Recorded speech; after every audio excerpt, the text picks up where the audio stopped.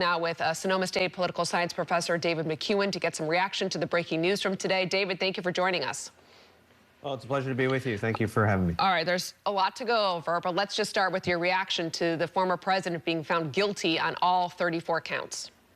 All right, so this is the start of a legal process, obviously, where we're going to see some appeals. The law isn't completely clear in terms of how to deal with someone like a former president.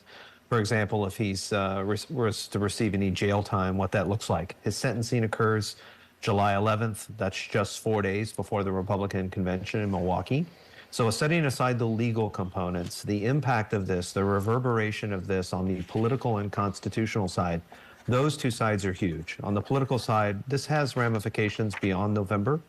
If Donald Trump were to win the White House back, what that looks like for the rule of law. It has implications for the Constitution and what happens. And just to remind your viewers, it was 50 years ago this summer, August 20th, that Richard Nixon resigned the presidency of the United States. This is a different animal, and in some ways we've come full circle. And that means that we're going to see a pressing of a political campaign and election season that we haven't seen anything like this since at least 1860. So this is a very sobering day, but it has at least these three components of legal, political, and constitutional problems or issues all wrapped around with Donald Trump right in front and center. Yeah, this jury verdict makes him the first former American president to be found guilty of felony crimes. And both the Biden-Harris team and also Trump, when he was speaking outside of court today, kind of both addressed at how November 5th is going to be a real deciding factor on how the American people feel about the verdicts that came in today.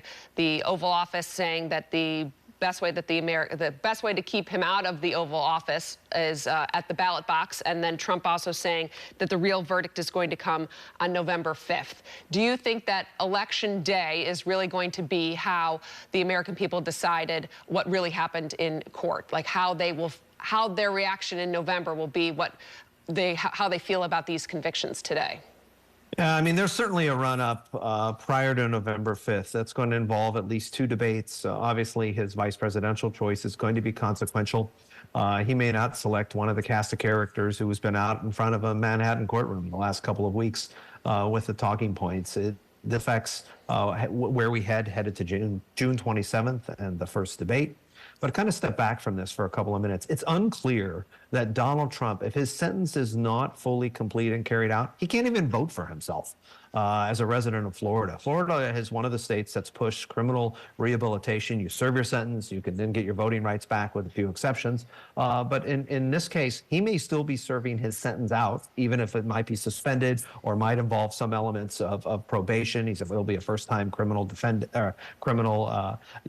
felon. He's 78 years old, but he might not be able to cast his vote in November for himself. That speaks volumes for where it goes. And so pay attention, I think, to some of the Republican elder statespeople in the next couple of weeks. What do they do? How do they react? What does Mitch McConnell say, for example? What do other Republicans say moving forward in terms of how far they get behind this guy, what that looks like? He's had billionaires come out the last couple of days to say that they're going to fund his campaign, that they take a step back. These folks historically have taken a step back and then embraced Donald Trump full-throated.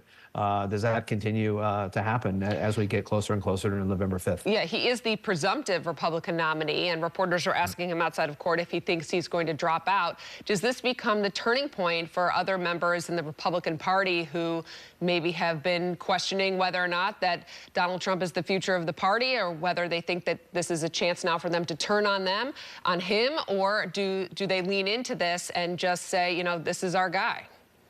Yeah, in the near term, they lean into this because that's their MO. That's what they've done. The Access Hollywood tapes, how he's acted, none of that caused those folks to leave him. He owns the Republican Party.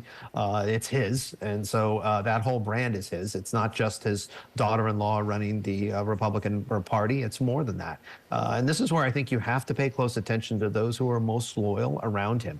And those tend to be his family members. So they're going to have a critical role in terms of what happens moving forward. If he were to drop out, he's going to endorse a family member, or he's going to do something that brings a family member closest, because that's the loyalty test that he has, and that's what he feels like he can control. None of that, I think, happens, though. And so there will be some in the Republican Party who will quietly think about what comes next for a post-Trump Republican Party, but they're not there yet.